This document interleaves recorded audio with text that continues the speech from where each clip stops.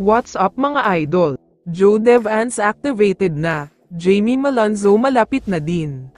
Pero bago mo sana ipagpatuloy ang panonood mo, ay huwag mong kalimutan na mag-subscribe bilang suporta sa aking YouTube channel. Maraming salamat idol.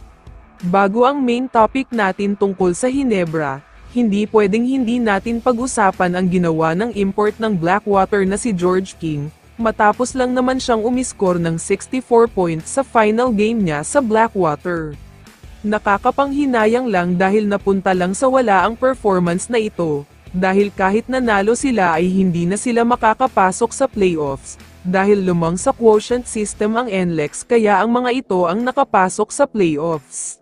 Pero ayon naman kay George King, gustong-gusto daw talaga niyang bumalik sa Blackwater sa susunod na conference, at sinisigurado daw niya na sa pagkakataon na yun, makakapaglaro na ang buong team sa playoffs.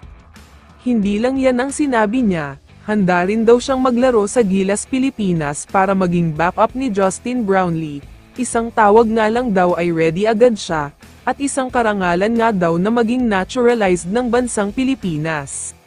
Samantala, pag-usapan na natin ang nakakagulat na ginawa ng Barangay Hinebra.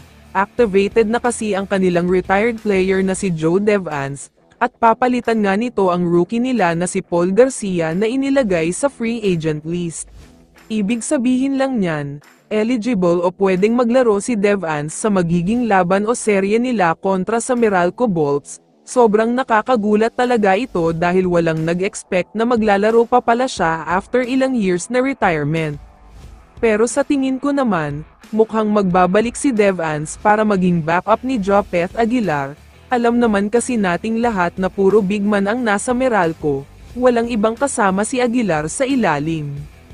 Pwedeng maging import stopper si JDV, ibang klase din ang galaw nito, malakas ang pangangatawan at higit sa lahat ay mataas ang basketball IQ.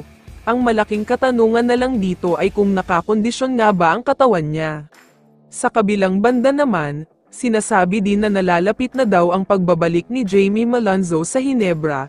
November ang sinabing date ni Coach Tim pero ang latest na update ay posibleng mas mapapaaga daw ang pagbabalik niya. Mukhang sunod-sunod ang mga good news para sa Barangay Hinebra, slowly but surely ay nagiging kumpleto na ang lineup nila, gumaganda na rin ang chemistry nila kaya naman tumataas ang chance nila ngayon para sa kampyonato. Kaya naman kung ikaw ang tatanungin idol, ano ang masasabi mo sa mga balitang ito? I-comment mo naman ang sagot mo sa tanong na ito. So dito na nagtatapos ang video na ito. Maraming salamat sa pagsuporta at panonood mga idol. Ingat at bye-bye.